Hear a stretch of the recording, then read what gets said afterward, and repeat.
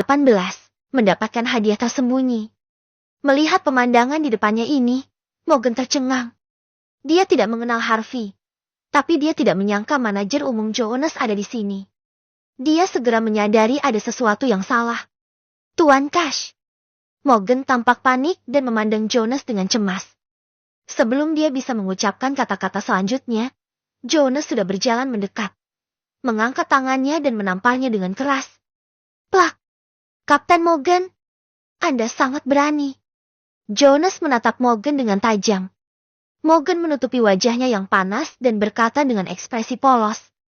Tuan Cash, saya dijebak. Ini tidak adil. Saya tidak tahu apa-apa. Tidak adil. Jika Anda tidak membocorkan informasi Tuan White, bagaimana jadinya Joseph dan yang lain sudah menemukannya dengan cepat dan juga kamu datang ke sini? Jonas bertanya. Joseph lah yang memaksaku. Ya, dia yang memaksaku. Morgan sangat cemas sehingga dia segera menyalahkan Joseph. Kali ini, Joseph berhenti dan segera membalas. Kapten Morgan, jangan memfitnah siapapun. Anda sendiri tidak mengenal pemilik hotel, dan Anda masih mengatakan bahwa saya memaksa Anda. Anda mengawasi pengawasan bersama saya, dan Anda juga menerima siap $20.000 dari saya. Kapten Morgan, Anda itu sangat tidak setia. Setelah mendengar ini, hati Morgan tiba-tiba tenggelam. Baru kemudian dia menyadari bahwa pemuda di depannya sebenarnya adalah pemilik baru hotel tersebut. Dan saya benar-benar membocorkan informasi, bos. Karir masa depan saya mungkin sudah berakhir. Dan semua ini karena Joseph. Jika bukan karena dia tidak akan mengekspos dirinya sendiri. Memikirkan hal ini, Morgan langsung menjadi gila dan bergegas menuju Joseph. Sialan. Aku akan melawanmu. Situasi berkembang begitu cepat sehingga semua orang lengah. Morgan dan Joseph langsung bertarung satu sama lain. Kedua belah pihak menolak untuk menyerah, dan adegannya sangat intens. Namun pertarungan itu tidak berlangsung lama hingga keduanya dipisahkan. Morgan mengalami beberapa memar di wajahnya dan memandang Harvey dan Jonas dengan wajah sedih. Tuan White, Tuan Cash, saya salah. Beri saya kesempatan. Mendengar ini, Jonas mencibir. Ini pasti bukan pertama kalinya. Saya telah menerima beberapa laporan pelanggan yang mengatakan bahwa seseorang membocorkan informasi mereka. Saya telah mencari pelaku ini selama beberapa hari. Tetapi saya tidak menyangka itu adalah Anda. Morgan, Anda telah dipecat. Harvey cukup puas dengan penanganan Jonas dan berkata dengan tenang. Baiklah, Jonas. Ngomong-ngomong, saya juga memutuskan hubungan saya dengan grup Wild. Hotel kami tidak membutuhkan pemasok sampah semacam ini. Baik, Tuan White. Jonas mengangguk. Bekerja sama dengan grup Wills, hotel mereka berhak mengakhiri kontrak secara sepihak. Menghadapi hasil ini, Joseph mengharapkannya. Tetapi dia tahu bahwa naik sekarang hanya akan menambah bahan bakar ke dalam api dan tidak akan membantu. Lebih baik menunggu sampai keadaan tenang sebelum mengakui kesalahan Anda kepada pihak lain. Mungkin masih ada secercah harapan. Tapi Morgan tidak mau dipecat seperti ini. Dia memandang Jonas dan Harvey dengan panik. Tuan White, Tuan Cash, beri saya kesempatan satu kali lagi. Jika saya pergi, tidak akan ada orang yang cocok untuk mengelola keamanan hotel. Saya seorang pensiunan tentara pasukan khusus. Anda tidak dapat menemukan orang lain lagi yang lebih cocok dari saya dalam waktu singkat. Saya tahu Anda belum mencapai kesepakatan dengan Golden Shield Security. Saat ini, hotel membutuhkan saya. Beri saya kesempatan lagi. Ancaman. Harvey paling membenci ancaman. Mempertimbangkan situasi secara keseluruhan, Jonas sedikit ragu. Pada saat ini, sebuah perintah terdengar di benak Harvey. Ting! Terdeteksi bahwa tuan rumah membantu hotelnya menghilangkan penyakit besar dan mengaktifkan acara tersembunyi. Hadiahi 62% saham perusahaan Golden Shield Security. Formalitas telah selesai dan dapat diserahkan kapan saja. Melihat hadiah tersembunyi ini, Harvey tersenyum. Maaf, aku sudah menemukan orang yang tepat. Jetty, kamu bisa keluar. Setelah kata-kata itu jatuh, seluruh tempat langsung menjadi sunyi. Tak satu pun dari mereka mengharapkan Harvey menjadi begitu tangguh. Terutama Jonas. Alasan mengapa Jonas ragu-ragu bukan karena hubungannya yang dalam dengan Morgan, tetapi terutama karena Morgan mengatakan bahwa tim keamanan hotel belum menemukan tim profesional yang cocok. Setidaknya diperlukan beberapa hari untuk menemukan perusahaan keamanan sementara. Tentu saja, jika Morgan pergi sekarang, seluruh tim pasti harus diganti. Lalu, hotelnya akan setengah lumpuh. Meski tidak akan berdampak fatal bagi hotel. Tapi di hotel sebesar itu, masalah akan muncul karena ini. Jonas mendekat ke telinga Harvey dan berbisik. Tuan White, meskipun Morgan bermaksud mengancam, ini memang situasi saat ini. Sebenarnya, saya telah bernegosiasi dengan Golden Shield Security dalam beberapa hari terakhir. Tetapi sejauh ini, jawaban yang diberikan oleh Golden Shield Security adalah bahwa tidak ada alokasi tim yang cocok untuk Hotel Purple Mountain kami. Jika Morgan pergi, Morgan juga mendengar kata-kata Jonas. Saya merasa sedikit bangga, tetapi saya tidak bersikap terlalu sombong. Dia memang mendapat sedikit ancaman barusan. Tapi sekarang dia tahu itu tidak apa-apa dan akan menghentikannya. Tuan White, Tuan Cash benar. Hotel ini benar-benar membutuhkan saya sekarang. Dengan cara ini, Anda dapat melihat saya melakukan yang terbaik. Jika tidak cocok, bagaimana kalau menggantikan saya? Saya pasti akan merombak tim dan saya tidak akan pernah membiarkan hari ini terjadi lagi. Tetapi jika saya pergi, keamanan hotel akan lumpuh. Mendengar ini, Harvey mencibir dan langsung menyelah. Oh, lumpuh? Apakah kamu takut menganggap dirimu terlalu tinggi? Morgan, sejujurnya, jika aku tidak melihat beberapa tindakan kecil, aku tidak akan mengungkitnya. Bahkan masalah hari ini, jika kamu mengakui kesalahanmu dengan tulus, aku mungkin juga memberimu kesempatan. Tetapi, kamu melakukan kesalahan fatal. Tahukah kamu apa itu? Harvey memancarkan gelombang aura.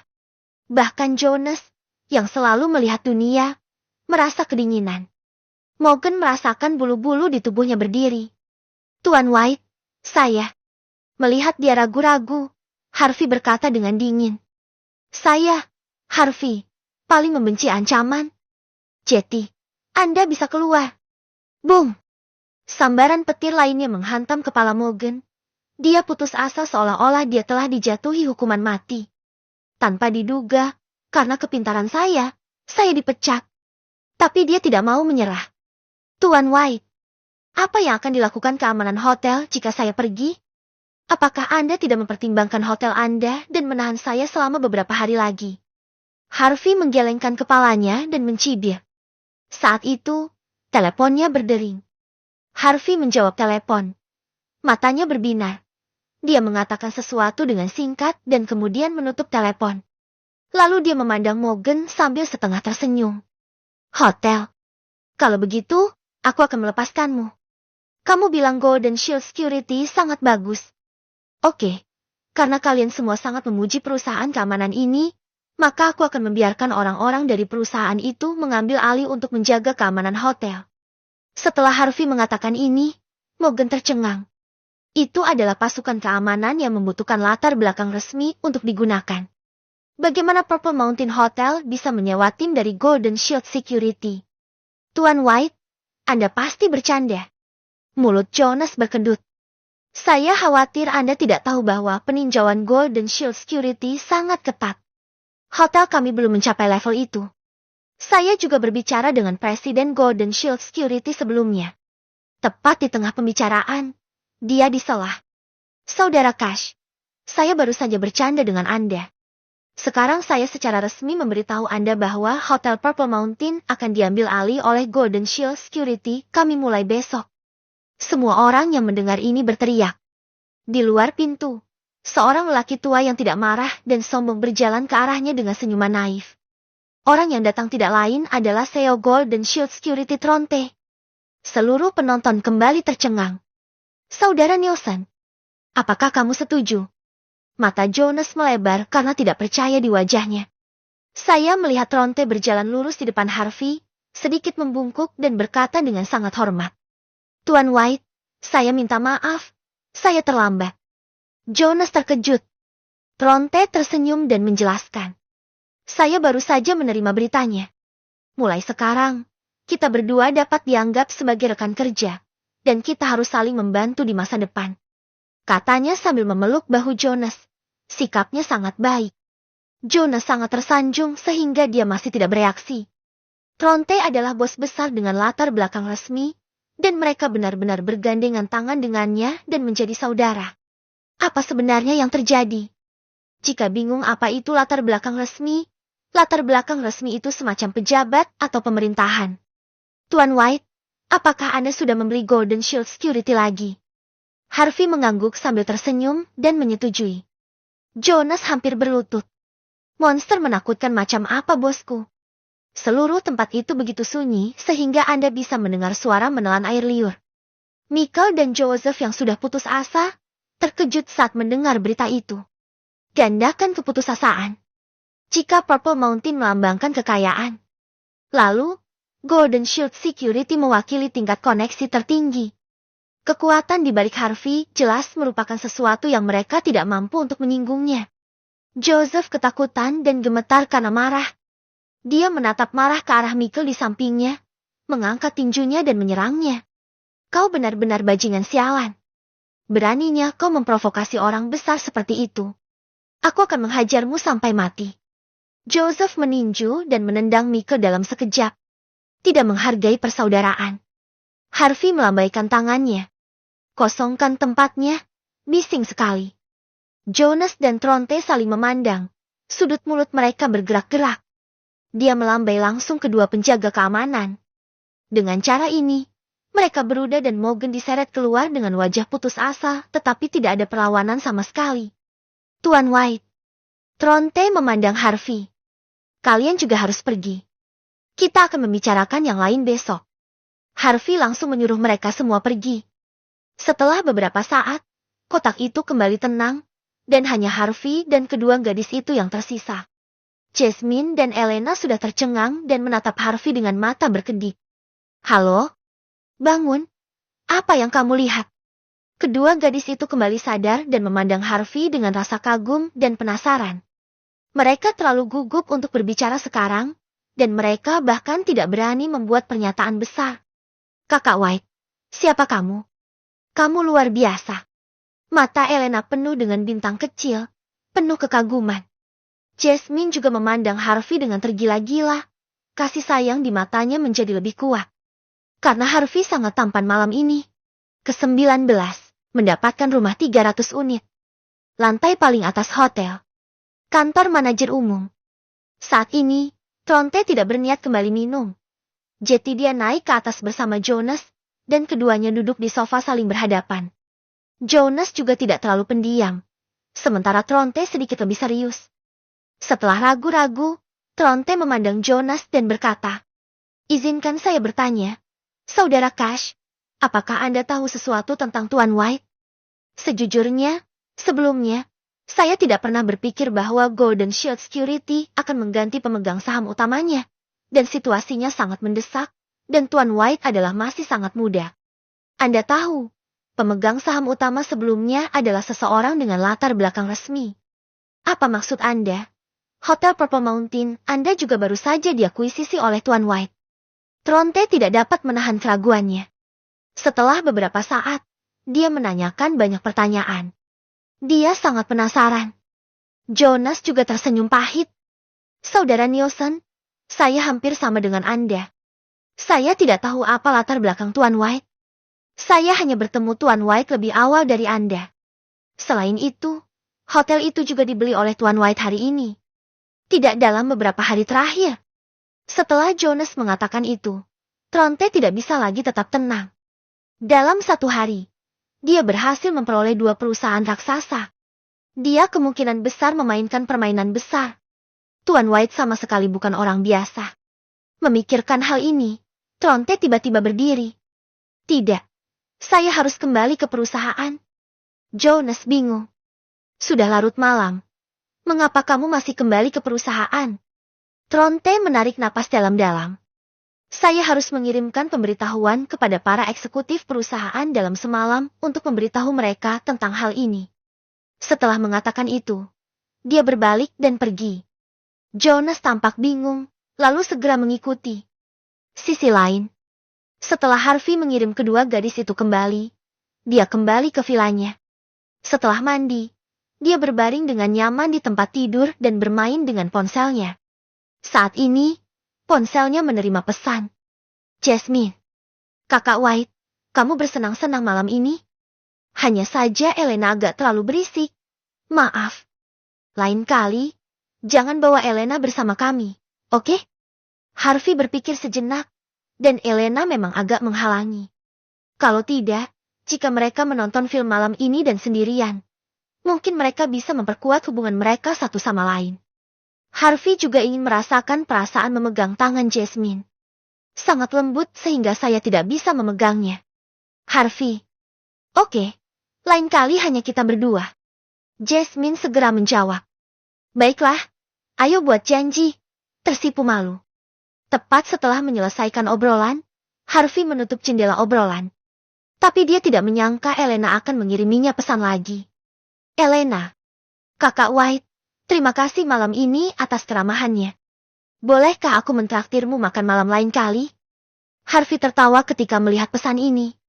Aduh, benar saja. Saudari-saudari ini, sika-sika. Untungnya, dia memiliki fisik yang sempurna sekarang. Kalau tidak, itu akan sangat tak tertahankan. Namun, Harvey tidak sebodoh itu. Dia masih sedikit waspada terhadap Elena. Bagaimanapun, gadis ini aneh, dan Harvey tidak bisa memahaminya. Mungkin dia mencoba menipunya. Harvey memutuskan untuk menghadapinya terlebih dahulu dan berbicara dengannya terlebih dahulu. Jasmine akan membicarakannya nanti. Keesokan harinya, Harvey bangun, menggosok gigi, dan mandi. Dia berpose dan bersiap untuk memulai lotre hari ini. Lagi pula, lotrenya kemarin bagus sekali. Saya tidak tahu hal baik apa yang akan saya dapatkan dalam lotre hari ini. Harvey bergumam dalam hatinya, sedikit bersemangat. Nyalakan sistem. Ting. Jumlah pengundian hari ini adalah 1. Apakah tuan rumah segera menarik pengundian? Ah, hanya sekali. Harvey sedikit mengernyit. Tetapi lotre bukan tentang berapa kali. Ini tentang ketepatan. Mungkin hadiah yang ditarik hari ini akan lebih baik dari sebelumnya. Sistem, undi. Roda lotre mulai berputar dengan cepat. Saat berikutnya, cahaya keemasan menyala. Ting. Hadiah. 300 unit di komunitas Rebels. Sertifikat real estate telah disimpan di ruang sistem, dan tuan rumah dapat mengambilnya kapan saja. Dapatkan. 2 kotak karton mendarat di depannya dengan suara bang. Harvey hampir terkejut. Kemudian dia mengambil kunci dan membuka karton itu dan membukanya. Itu diisi dengan sertifikat real estate merah. Meskipun Harvey sudah siap mental, dia sedikit terkejut saat melihat 2 kotak sertifikat real estate ini. Dia membuka sertifikat real estate satu persatu, dan nama-nama di dalamnya semuanya sama Harvey White. Dan alamatnya adalah komunitas Rebels. Total 300 unit. Komunitas Rebels. 300 unit. Harvey sudah lama tinggal di Daksud. Tentu saja dia tahu tentang komunitas Rebels. Komunitas Rebels ini merupakan komunitas baru dengan transportasi yang nyaman, distrik sekolah yang baik, dan fasilitas pendukung yang matang di sekitarnya. Oleh karena itu, harga rumah tentu saja tidak murah, sekitar 60.000 sampai 80.000 dolar per meter persegi. Menghitungnya seperti ini. Berapa miliar lagi yang telah dihasilkan? Harvey sedikit bersemangat. Sekarang ada begitu banyak rumah, Harvey harus memikirkan cara menanganinya. Menjual jelas merupakan hal yang paling bodoh. Harga rumah di Daksud sekarang sedang melonjak, dan menjualnya secara langsung sama saja dengan membunuh ayam yang sedang bertelur. Selain itu, Harvey juga tidak kekurangan uang. Cara terbaik untuk mengatasinya adalah dengan menyewakannya sementara. Sepertinya aku harus pergi ke sana. Lagi pula aku tidak ada urusan hari ini. Harvey memasukkan 2 kotak kardus ke dalam mobil dan pergi ke komunitas Rebels. Setengah jam kemudian, Rolls-Royce yang diparkir di depan properti komunitas, gelap dan mendominasi, menarik perhatian seperti preman berjas. Harvey membuka pintu dan masuk, dan staf properti yang tampan dengan cepat datang untuk menyambutnya. Halo Pak, ada yang bisa saya bantu? Sikapnya sangat sopan. Tolong Tolong parkirkan mobil mewah sebesar pintu luar. Generasi kedua yang kaya raya. Mungkin mereka datang ke sini untuk membeli rumah. Boom!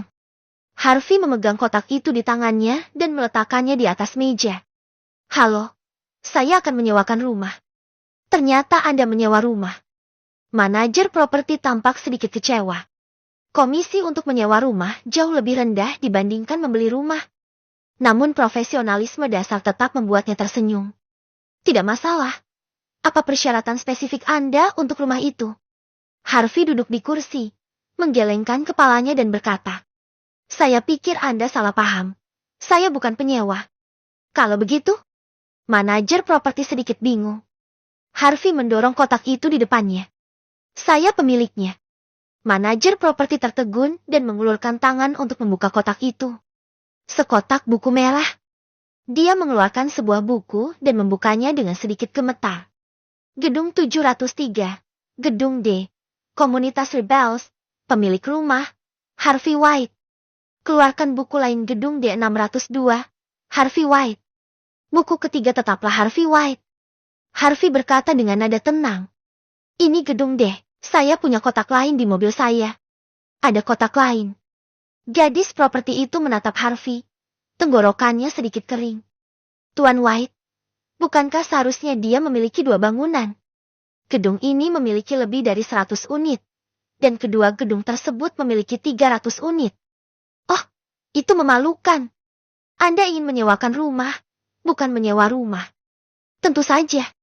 Kaki gadis kecil itu lemah, dan kepalanya bingung. Apakah Anda Tuan White legendaris yang membeli dua bangunan? Legendanya cukup bagus. Saya kira begitu. Berapa lama waktu yang dibutuhkan? Harvey berkata sambil tersenyum. Gadis kecil itu kembali sadar, dan teriakannya terdengar di aula properti. Manajer! Tuan White! Tuan White ada di sini!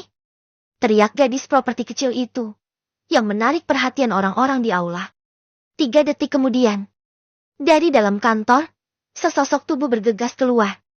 Dia mengenakan jas dan sepatu kulit, dan matanya memandang sekeliling aula. Tuan White ada di sini? Di mana dia? Kemudian dia melihat Harvey. Matanya tidak bisa menahan untuk tidak berbinar, dan dia berjalan dengan cepat. Tuan White. Halo. Harvey berdiri dan ingin berjabat tangan dengannya, tetapi pihak lain langsung membungkuk. Halo, Tuan White, saya manajer properti komunitas Rebels.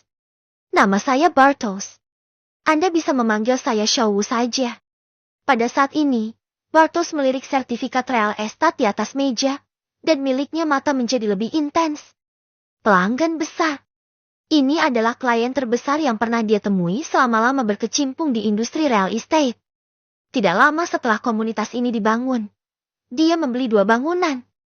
Seberapa murah hati ini? Itu benar-benar di luar imajinasinya sebagai manajer properti.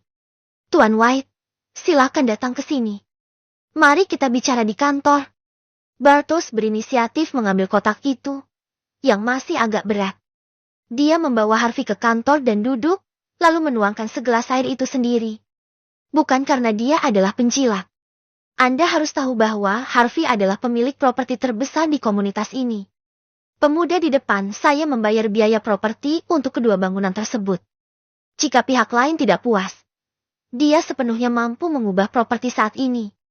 Tuan White, datanglah ke sini kali ini. Harvey berkata langsung pada intinya. Saya akan menyewakan semua rumah di tangan saya. Sewa semuanya. Ya, semuanya. Bartos mengangguk dan berkata. Sebenarnya sudah lama sekali. Saya ingin menghubungi Anda. Ada banyak gedung perkantoran di dekat komunitas kami, jadi rumahnya sangat mudah untuk disewa. Kecuali 2 gedung dedane Anda, sebagian besar komunitas kami disewakan. Kedua bangunan Anda didekorasi sepenuhnya. Gedung E pada dasarnya memiliki 2 kamar tidur dan 1 ruang tamu atau 2 kamar tidur dan 2 ruang tamu. Berdasarkan situasi pasar saat ini, kamar single yang dihias lengkap berharga sekitar 4.500 per bulan. Jika Anda menyewakannya secara keseluruhan, harganya akan lebih rendah, tetapi lebih bebas dari rasa khawatir tidak akan ada penyewa. Gedung E lebih besar dari gedung D. Bartos mengatakan semua yang dia tahu. Harvey berpikir sejenak dan berkata, satu kamar atau seluruh sewa tidak masalah, asalkan harganya masuk akal. Anda harus membayar sendiri tagihan air dan listrik. Dia hanya membuat perhitungan kasar. Rata-rata sewa per suite di gedung D adalah sekitar ke 8.500. Gedung E sedikit lebih mahal. Biayanya sedikit di atas $10.000 per unit. Semua rumah mengadopsi model deposit 1 bayar 3. Jika semuanya disewakan, Anda bisa mendapatkan sekitar $6 juta sebulan. Itu baru pendapatan sewa rumah jika dihitung dengan aset. Harvey sekarang bernilai hampir 10 miliar. Manajer, kalau begitu saya akan merepotkan Anda tentang masalah ini.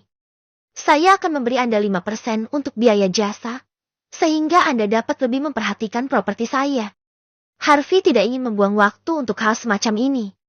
Dia pasti membutuhkan seseorang untuk membantunya mengurusnya, dan Bartos adalah pilihan yang baik. Jika Anda ingin kuda Anda berlari, tentunya Anda harus memberinya makan rumput. Bartos tersenyum dan mengangguk berulang kali. Itu wajar. Tidak masalah. Jika Anda menjadi agen, Anda bisa menghasilkan banyak uang dalam sebulan. Meski banyak hal yang terjadi, bukankah masih ada karyawan? Harvey kemudian membayar biaya properti, menandatangani kontrak agensi, dan masalah tersebut diselesaikan. Tidak ada yang perlu dikhawatirkan. Tunggu saja perusahaan pengelola properti mentransfer uang ke kartu bank Harvey setiap bulan. Bartos membantu Harvey mengirimkan sertifikat real estate ke mobil. Dia memandang Rolls Royce yang gelap dan mendominasi dengan rasa iri di matanya. Luar biasa sekali. Dia bertanya, Tuan White, apakah saya perlu mengantar Anda melihat rumah? Lihat. Tidak apa-apa. Baiklah, Tuan White, silakan datang ke sini. Bartos sangat antusias dan datang bersama unit Harvey 1 di gedung D. Harvey baru saja mengeluarkan kunci dan menemukan bahwa pintu kaca unit ini sudah terbuka. Apa yang terjadi? Apakah ini seseorang yang pernah ke sini? Tidak mungkin. Bartos tampak terkejut. Dia jelas tidak tahu apa-apa tentang masalah ini, tetapi keringat dingin masih langsung mengalir di dahinya. Tuan White, ayo naik dan melihat. Bartos segera meninggikan suaranya. Harvey memandangnya dengan hati-hati dan tidak meragukannya. Jika memang ada sesuatu yang mencurigakan pada rumah ini, tidak ada alasan bagi Bartos untuk berinisiatif membawanya ke sini untuk melihat rumah itu. Bukankah ini truk yang bisa menghancurkan dirinya sendiri? Setelah itu, Harvey dan Bartos segera naik lift ke atas lantai 16, lalu memeriksanya satu persatu dari atas ke bawah. Tidak ada seorang pun di sini. Tidak masalah. Di sini juga tidak ada masalah. Ketika kami sampai di lantai 7, tiba-tiba ada pergerakan di koridor. Anehnya, seseorang sedang mengobrol. Ke-20, mencoba menipu menggunakan propertiku. Harvey dan Bartos, mulai dari lantai atas unit di gedung D, menyelidiki satu persatu. Akhirnya, mereka mendengar gerakan di lantai 7. Ada suara-suara di koridor. Jendela kamar ini menghadap ke selatan, dengan banyak sinar matahari.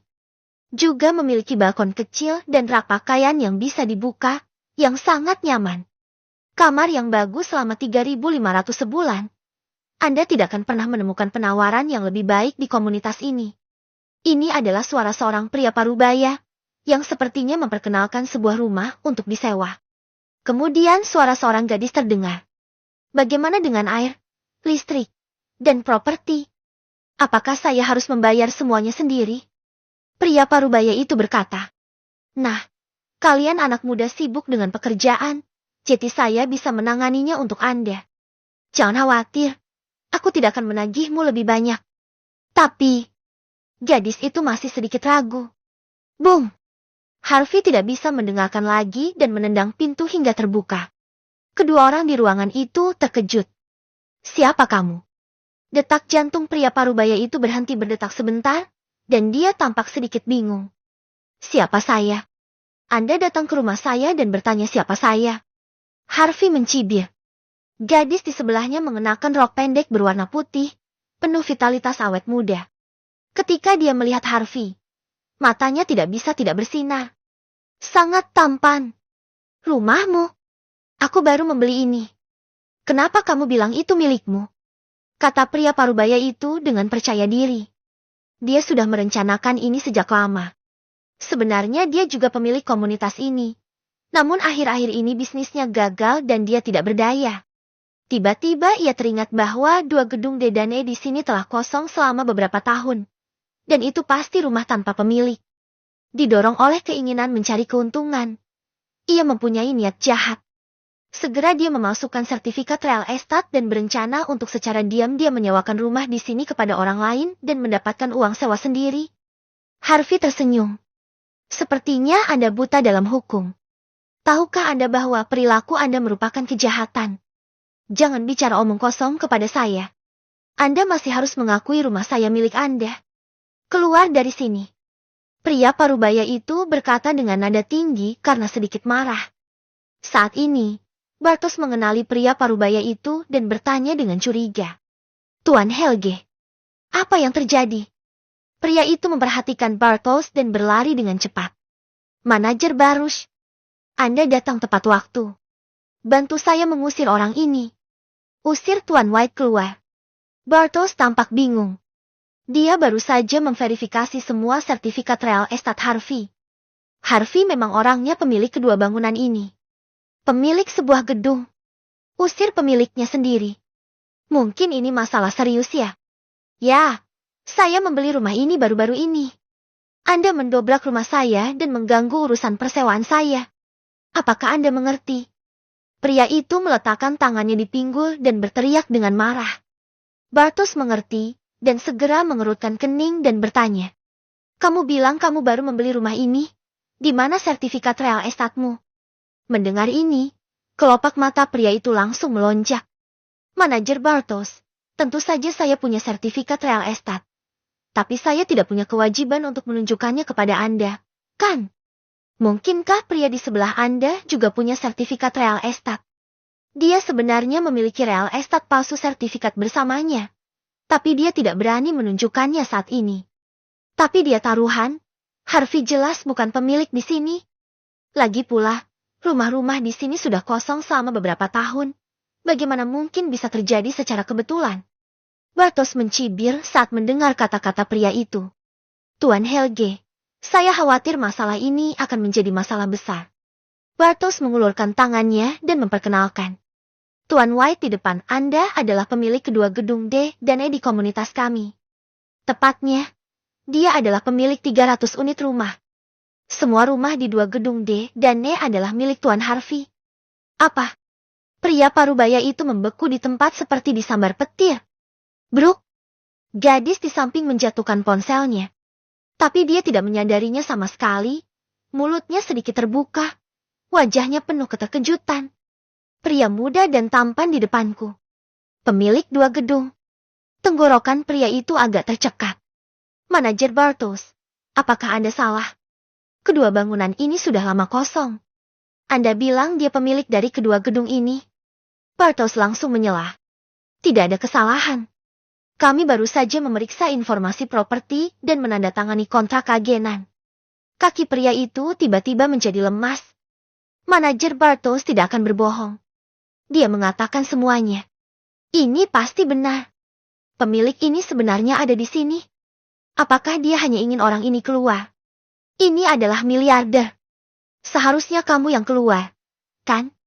Keringat muncul di dahi pria itu. Ini mungkin salah paham. Ini bukan salah paham. Harvey langsung mengangkat telepon. Saya baru saja merekam semua video Anda yang membobol rumah saya. Anda ingin mendapatkan uang menggunakan rumahku. Pria itu cemas dan segera mengulurkan tangan untuk mengambil ponsel dari tangan Harvey. Harvey bereaksi cepat, mundur sedikit, meletakkan telepon di belakangnya, dan tersenyum bercanda. Hei, kamu masih mau mengambil tindakan? Melihat perampokan itu tidak membuahkan hasil, pria itu segera mulai menyerah. Kesalahpahaman. Ini benar-benar kesalahpahaman. Saya juga korban.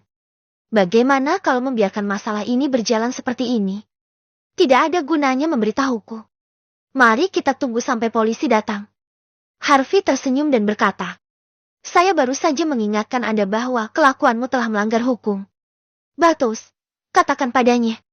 Dia mengedipkan mata pada Bartos. Bartos langsung mengerti dan berkata dengan jujur. Anda berpura-pura menjadi tuan tanah untuk memungut uang sewa, yang merupakan kejahatan penggelapan dan penipuan. Selain itu, jika Anda memalsukan sertifikat real estate, itu termasuk tindakan pemalsuan, perubahan dokumen resmi.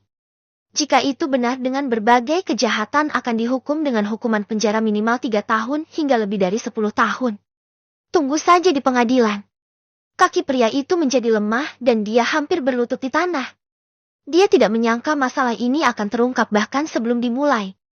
Dia tidak ingin masuk penjara. Pria itu terhuyung ke arah Harvey dan memeluk pahanya. Tuan White, saya didorong oleh keserakahan sesaat. Tolong lepaskan saya. Saya akan memberikan kompensasi kepada Anda. 2 kali lipat.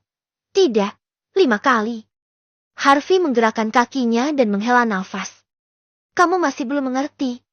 Apa menurutmu aku kekurangan uang? Ya. Harvey memiliki 2 bangunan dengan 300 unit.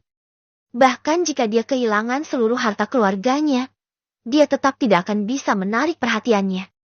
Partos, yang berada di samping, telah membuat panggilan. Pria itu terbaring tak berdaya di tanah. Miliknya mata redup. Semuanya sudah berakhir. Tiba-tiba, dia menyadari bahwa dia masih membawa sertifikat real estate palsu. Jadi, dia diam-diam ingin keluar dan membuat sertifikat real estate. Namun, Harvey menatap tajam ke arahnya. Mau kemana? Biro Keamanan Umum Daksud. Harvey memberikan video tersebut kepada polisi dan memberikan penjelasan lengkap tentang kejadian tersebut. Tidak ada kebohongan. Tidak ada fitnah keji. Semuanya dikatakan dengan jujur apa adanya. Apapun yang terjadi, maka ceritakan yang sebenarnya. Setelah penyelidikan polisi, kejahatan penggelapan rumah pria tersebut telah terungkap. Dan percobaan penipuan. Akta properti palsu juga ditemukan padanya. Adapun sumber pemalsuannya, perlu kita selidiki lebih lanjut. Pria tersebut telah ditahan, dan pengaturan pemakaman khusus tidak akan ditangani sampai hasil penyelidikan polisi tersedia. Namun 3 tahun penjara mungkin sangat diperlukan. Bartos mengajukan diri untuk mengambil alih masalah ini dan akan menindaklanjutinya. Harvey akan diberitahu pada waktunya jika sudah ada hasilnya. Anggota keluarga pria itu juga datang, dan mereka membawa serta beberapa kakak laki-laki yang galak. Mereka mengepung Harvey dan ingin berdiskusi. Harvey menjawab dengan satu kata keluar. Dia langsung menjelaskannya. Dia tidak akan menerima mediasi apapun, dan tidak seorang pun boleh berbicara dengannya tentang hal-hal pribadi. Semuanya dilakukan sesuai aturan. Melihat ancamannya gagal, anggota keluarga pria tersebut masih ingin menggunakan bujukan. Namun mereka menyerah setelah mengetahui identitas Harvey. Pemuda ini sebenarnya adalah seorang miliarder. Saat Harvey keluar dari kantor polisi, waktu sudah lewat jam 1. Saat dia hendak pergi, dia melihat sesosok tubuh yang dikenalnya sedang menunggu bus di halte tidak jauh dari situ. Mengenakan kaos putih dan dikuncir kuda, ia terlihat cantik dengan kaki yang ramping dan lurus. Gadis itulah yang melihat rumah hari ini. Gadis konyol yang hampir tertipu. Sebagai saksi, dia juga dibawa ke kantor polisi untuk membuat catatan. Harvey menggelengkan kepalanya. Gadis ini kurang beruntung hari ini. Clara duduk di bangku di peron, menjuntai kaki panjangnya karena bosan. Sosok cantiknya menarik perhatian para pria di sekitarnya. Oh, aku punya pekerjaan bagus, tapi aku kehilangan pekerjaan itu. Aku hanya ingin menyewa rumah. Tapi akhirnya aku dibawa ke kantor polisi. Ya Tuhan, kenapa engkau melakukan ini padaku? Dia melihat ke langit dan menghela nafas. Air mata mengalir. Saat ini, seorang anak laki-laki datang. Baiklah, adikku, bisakah kamu memberiku informasi kontakmu? Dia memegang telepon di tangannya. Tampak sedikit malu dan malu. Clara menghela nafas. Aku baru saja mengalami sebuah insiden. Jadi aku menyarankanmu untuk menjaga jarak dariku. Jika tidak, kamu akan sama sialnya denganku. Oh, anak laki-laki itu sedikit kecewa. Betapapun bodohnya dia masih bisa mendengar bahwa ini adalah penolakan yang sopan. Bip-bip. Klakson berbunyi, dan sebuah SUV hitam diparkir di depan Clara.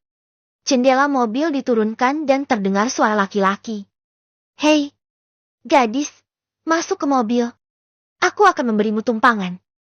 Clara memutar matanya dan tetap bergeming. Diam-diam aku mengumpat di dalam hati. Kamu berpura-pura jeti apa? Mengendarai mobil mewah itu luar biasa bukan?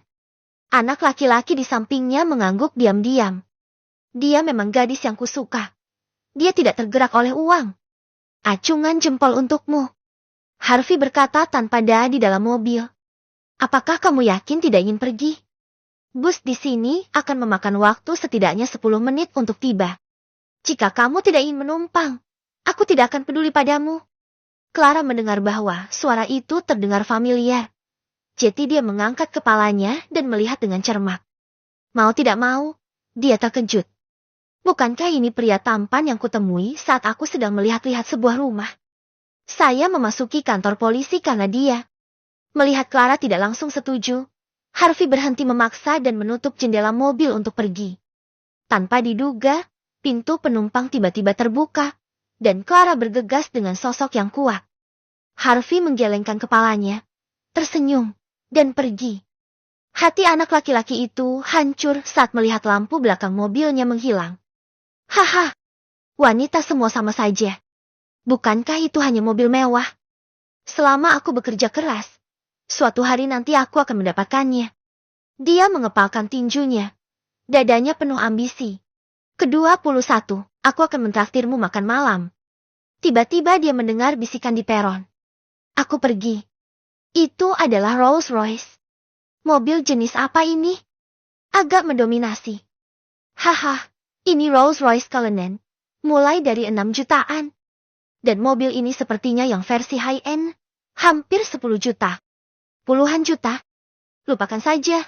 Ayo pulang, mandi, lalu tidur. Semangat juang anak laki-laki yang baru menyala itu langsung padam. Saat ini, dia sepertinya sudah dewasa di dalam mobil. Harvey bertanya, ke arah mana kamu pergi?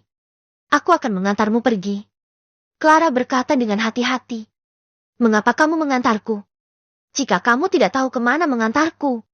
Dia mengencangkan kerah bajunya saat dia berbicara. Garis hitam muncul di dahi Harvey. Sirkuit otak gadis ini sepertinya tidak normal. Bukankah kamu sendiri yang naik mobil ini? Harvey berkata, kamu juga dianggap sebagai korban hari ini, dan aku telah membawamu ke dalam masalah. Aku harus mengirimmu pergi sebagai permintaan maaf. Clara mengangguk. Terima kasih. Dia mengeluarkan ponselnya dan menyalakan lokasi. Tolong kirim saya ke sini. Oke. Harvey melihat layar ponselnya ditutupi sarang laba-laba, dan tiba-tiba memikirkan sesuatu. Apakah ponselmu rusak di rumah kontrakan?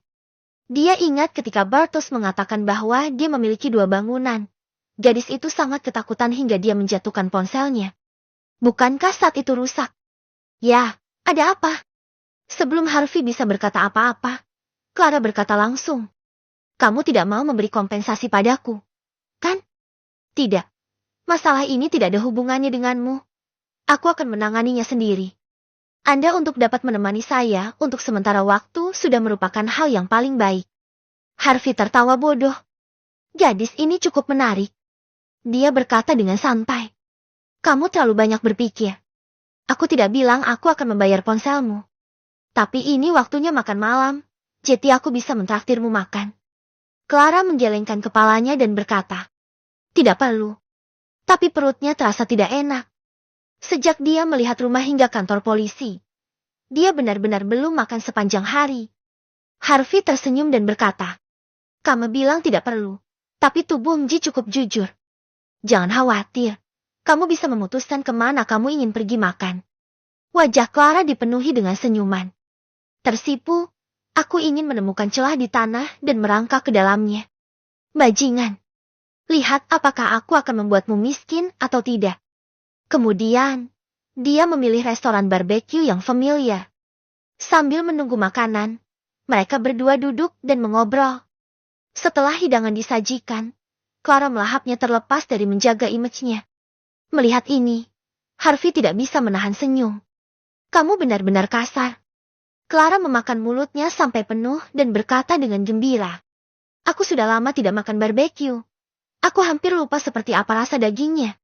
Selamat menikmati makanannya. Melihatnya dengan senyum konyol di wajahnya. Harvey diam-diam mendorong ginjal panggangnya ke depannya. Melalui obrolan tadi, dia juga memiliki pemahaman dasar tentang Clara. Clara, seorang mahasiswa berprestasi lulusan MBA, sebelumnya menjabat sebagai asisten direktur di sebuah perusahaan tercatat, bertanggung jawab atas pengembangan bisnis perusahaan dan pengembangan saluran. Ini dianggap sebagai masa depan yang cerah. Hingga 2 bulan lalu, dia mengetahui bahwa direktur keuangan telah lama menyelewengkan dana publik dan jumlahnya sangat besar, sehingga dia melaporkannya kepada ketua. Akibatnya, hubungan antara ketua dan direktur keuangan putus secara tidak sengaja, dan dia dipecat keesokan harinya. Tidak hanya kompensasi yang harus dibayar sejauh ini, karena ketua sebuah raksasa industri juga telah mengerahkan energinya, tidak ada seorang pun di industri yang berani mempekerjakannya lagi. Jetty, kamu belum bekerja selama 2 bulan. Harvey bertanya. Clara berkata dengan samar. Ya, apartemen yang saya sewa sebelumnya akan segera habis masa berlakunya. Jadi saya harus keluar untuk melihat-lihat rumah. Tetapi siapa tahu saya akan mendapat masalah. Harvey menutupi dahinya. Sungguh sial baginya. Bahkan untuk minum air dingin pun sulit. Tapi meski seperti ini, nafsu makannya masih bagus. Dia benar-benar wanita yang aneh. Tuan White, kenapa kamu tidak makan? Pipinya melotot seperti hamster. Ekspresi Harvey tenang. Aku kenyang. Aku kenyang hanya dengan melihatmu makan. Setelah hembusan angin, Clara menyapu semua daging di atas meja. Harvey menghela nafas lega. Akhirnya selesai. Clara mengangkat tangannya dan berkata dengan menawan. Bos, pesan 10 tusuk daging sapi lagi. 10 tusuk daging kambing lagi. Dan 5 tusuk sate ayam. Oke. Harvey mengerutkan dahinya.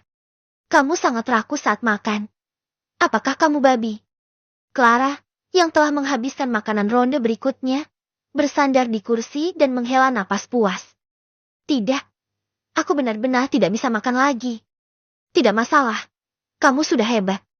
Baru kemudian dia menyadari ekspresi aneh Harvey. Dia buru-buru duduk, dan dengan anggun mengambil sepotong kertas untuk menyeka mulutnya.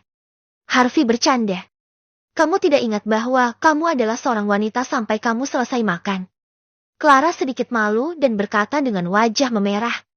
Ini adalah hari paling bahagia yang saya alami dalam 2 bulan terakhir. Ya, berbahagialah. Harvey berpikir sejenak dan berkata. Karena kamu belum menemukan rumah, kenapa kamu tidak tinggal bersamaku saja? Clara tertegun, dan matanya perlahan menjadi dingin. Dia berkata dengan dingin. Saya berada dalam kesulitan yang lebih besar sekarang. Tetapi ini hanya sementara. Dan saya tidak bisa menjual tubuh saya. Berhenti. Berhenti. Harvey berkata dengan tercengang. Maksudku, kamu bisa menyewa rumahku. Apa yang kamu pikirkan? Clara kemudian teringat bahwa pria di depannya memiliki 2 gedung di komunitas Rebels.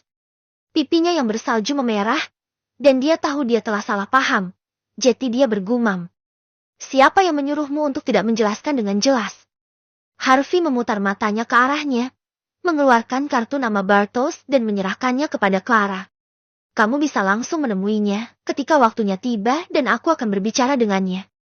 Clara terdiam sesaat. Melihat pria kaya dan tampan di depanku, hatiku terasa sedikit hangat. Terima kasih.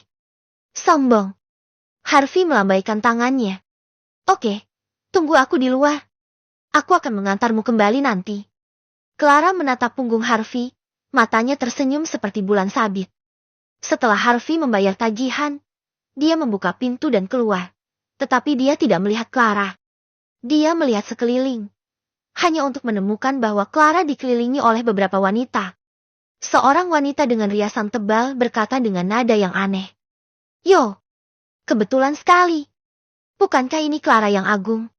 Mengapa kamu datang ke restoran sekecil itu untuk makan? Ups, maafkan aku. Lihat ingatanku. Aku hampir lupa kalau kamu sudah dipecat dari perusahaan. Sekarang tidak mudah mencari pekerjaan ya. Jika kamu mempunyai kesulitan, katakan saja pada temanmu. Saudari, lagi pula, kamu hanyalah seorang rekan kerja. Dan aku tidak bisa melihatmu mati kelaparan. Begitu bukan? Kata-katanya penuh sarkasme. Teman-temannya juga tertawa tanpa malu-malu. Clara memandangnya dengan ringan. Matanya penuh penghinaan. Salma, kamu sangat tidak tahu malu. Jika kamu tidak ingin orang lain tahu, kamu tidak perlu melakukan apapun. Bahkan jika aku, Clara, mati kelaparan, aku tidak akan melakukan hal sekotor kamu. Salma seperti ditusuk di tempat yang menyakitkan, seolah ekornya diinjak. Salma, dia berkata dengan tajam. Hati-hati dengan apa yang kamu katakan, atau aku akan menuntutmu karena fitnah. Clara mendengus. Silakan tuntut.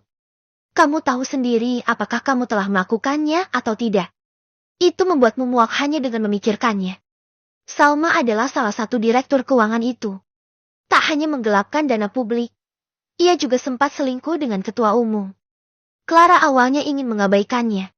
Setiap orang punya cara hidupnya masing-masing, dia hanya perlu menjalani hidupnya sendiri. Tapi Salma masih ingin pamer di hadapannya, yang agak tak tertahankan. Pelacur. Salma mau tidak mau menampar wajahnya. Pupil Clara menyusut dan dia hanya punya waktu untuk menutup matanya. Bentak. Rasa sakitnya tidak datang. Clara dengan hati-hati membuka matanya dan melihat sebuah tangan besar meraih pergelangan tangan Salma. Suara Harvey terdengar. Lagi pula, tidak pantas untuk mengambil tindakan. Kan? Siapa kamu? Salma menarik tangannya dan mendongak tidak puas. Melihat ekspresi Harvey yang setengah tersenyum, dia tertegun sejenak. Sangat tampan. Dan ketika dia melihat arloji di pergelangan tangan Harvey, jantungnya berdetak kencang. Patek Philippe 5002P. Dia pernah melihat jam tangan ini di pelelangan, dan harganya hampir 20 juta. Salma mengibaskan rambutnya dan berkata dengan lembut. Saudaraku, kamu salah paham. Aku bahkan tidak tahu bagaimana cara mengutuk. Bagaimana aku bisa melakukan sesuatu yang kasar? Dia berkata sambil memasang ekspresi yang menurutnya menawan. Sebagai nyonya profesional, Salma tidak akan melewatkan setiap kesempatan untuk mencapai puncak. Meskipun direktur perusahaan saat ini sangat kaya dan sangat menyayanginya. Tapi terlalu tua. Setiap kali dia menekan rasa mualnya dan tetap tersenyum puas. Selain itu, ada juga harimau betina di keluarga pihak lain. Dan saya tidak akan pernah memiliki kesempatan untuk naik ke puncak. Tapi adik kecil ini berbeda. Dia lebih tampan dari selebriti populer. Dia muda dan kaya. Dia sempurna. Saudaraku, tolong tunjukkan gengsimu. Jika kamu punya kesempatan, kamu bisa keluar dan membuat janji untuk minum kopi. Kata Salma sambil mengedipkan mata. Matanya kabur, dan sepertinya dia masih mengeluarkan cairan. Tentu saja. Ini bukan sekedar secangkir kopi. Salma sendiri juga mengetahui bahwa pria kaya dan tampan tersebut telah melihat banyak wanita. Jadi tidak ada kemungkinan untuk mengatakannya secara langsung. Satu-satunya cara adalah meningkatkan hubungan terlebih dahulu, lalu perlahan-lahan mencari tahu. Ini profesional. Clara tidak tahu apa yang dipikirkan Salma. Sambil merasa jijik, dia juga sedikit khawatir. Bagaimana jika Harvey benar-benar tertarik padanya? Entah kenapa, dia tiba-tiba merasa gugup. Harvey melihat wajah besar dengan riasan tebal itu, dan hampir merinding. Apakah ini direktur keuangan yang kamu bicarakan? Dia menoleh ke Clara dan bertanya. Salma tercengang. Mereka benar-benar mengenal satu sama lain? Mustahil. Meski Clara cantik, dia bahkan tidak punya teman lawan jenis, apalagi pacar. Ada rumor di perusahaan bahwa dia seorang lesbian. Bagaimana dia bisa berhubungan dengan pria jangkung, kaya dan tampan ini? Clara mencibir dan berkata, ya, ini Salma dari Grup Wild. Grup Wild? Harvey sedikit mengernyit. Mungkinkah ini Grup Wild milik Joseph dan keluarganya? Mengapa kamu berselisih lagi dengan keluarga Wild? Melihat ini, Salma menegakkan punggungnya dan ingin berjabat tangan dengan Harvey. Akibatnya, pihak lain menutup mata. Dan tangannya dengan canggung menggantung di udara. Dan dia hanya bisa menariknya kembali dengan malu-malu. Harvey memandang Salma dari atas ke bawah. Apakah ini Grup Wild? Ah, ketua Anda benar-benar tidak pilih-pilih soal makanan dan memiliki nafsu makan yang besar. Bukan? Harvey menggelengkan kepalanya dan berkata, kamu sudah tumbuh seperti ini, tapi kamu masih bisa memakannya di mulutmu. Dan dia tidak takut menyumbat giginya. Aku takut orang seperti ini bahkan tidak bisa memakannya. Bahkan putranya pun tidak menyukainya. Kan? Setelah mengatakan itu, dia memandang Salma dengan jijik dan menarik Clara pergi. Pilih-pilih makanan. Tang Lu tertegun lama sebelum dia menjawab. Ini sungguh menyakitiku. Dia menoleh ke belakang dengan marah dan melihat Harvey membawa Clara ke dalam Rolls Royce. Mengaum.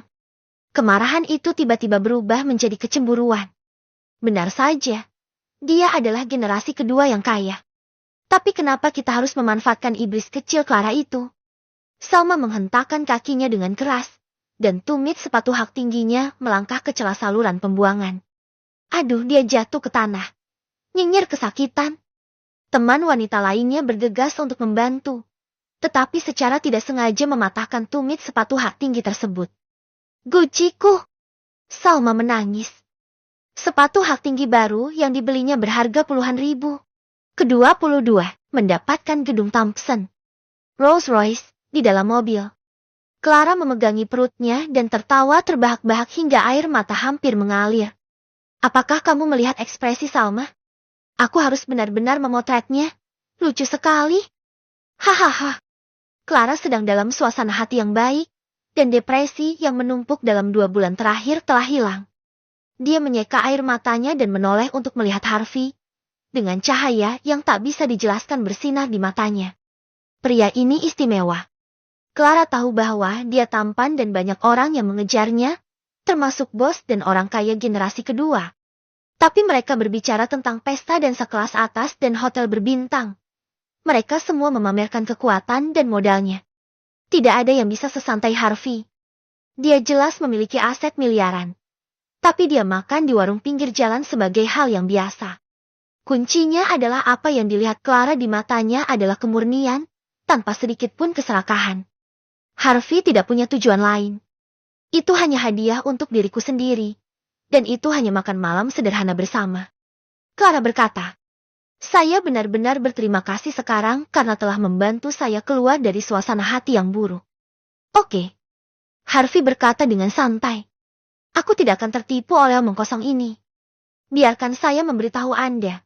Bahkan tidak 1 sen pun sewanya tidak boleh kurang. Aku tahu. Dia bersandar ke jendela mobil dengan marah, menggumamkan pria straight dengan suara rendah. Ada senyuman menawan di sudut mulutnya. Setelah mengantar Clara pergi, Harvey tidak pulang, tetapi pergi ke kawasan bisnis terdekat. Pakaian yang dia kenakan sekarang telah dibeli sebelumnya dan seharusnya sudah lama diganti. Tapi Harvey terlalu malas untuk pergi berbelanja, jadi dia menundanya sampai sekarang. Di toko Louis Vuitton, Harvey berdiri di depan cermin setinggi lantai dan memandang dirinya sendiri. Mengenakan setelan kasual hitam, dia tenang dan terkendali, memperlihatkan sosoknya yang tinggi dan lurus.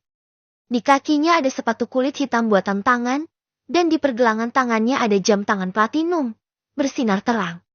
Dengan wajahnya yang tampan, dia terlihat sangat tampan. Mata pemandu belanja wanita di belakangku terbelalak. Mereka juga memiliki pelanggan yang tak terhitung jumlahnya. Dan banyak selebritas terkenal datang ke toko tersebut. Tetapi dalam hal penampilan dan pesona, tidak ada satupun dari mereka yang dapat melampaui Harvey. Sangat tampan. Seperti kata pepatah, manusia bergantung pada pakaian. Harvey memang lebih tampan dengan pakaian ini. Namun produk mewah ini memiliki satu kekurangan, terlalu mahal. Pakaian LV ini berharga lebih dari $200.000, dan beberapa set totalnya berharga hampir 1 juta. Dengan semua uang ini, Anda bisa membeli rumah di kota kecil. Tetapi bagi Harvey hari ini, uangnya dibelanjakan dengan baik. Bagaimanapun, dia adalah orang yang kaya. Jadi dia harus meningkatkan dirinya sendiri. Bayangkan saja, dengan ratusan juta di kartu banknya dan aset hampir puluhan miliar. Jika dia masih memakai produk jalanan, itu tidak akan disebut rendah hati. Sebut saja level rendah. Ya, jika Anda punya uang tetapi tidak meningkatkan kualitas hidup Anda, lalu apa tujuan menghasilkan uang? Anda tidak dapat membawa uang ke kuburan Anda. Namun, ketika Harvey membeli barang mewah, dia tidak terlalu memperhatikan harga. Dia hanya memperhatikan 2 kata suka saja. Perasaan bisa membeli apapun yang Anda inginkan dan mencapai kebebasan finansial sungguh luar biasa. Kembali ke villa. Harvey menghabiskan lebih dari 10 menit mengatur pakaiannya. Tidak. Mengapa saya masih perlu melakukan hal-hal ini? Saya selalu merasa ada sesuatu yang salah. Harvey melihat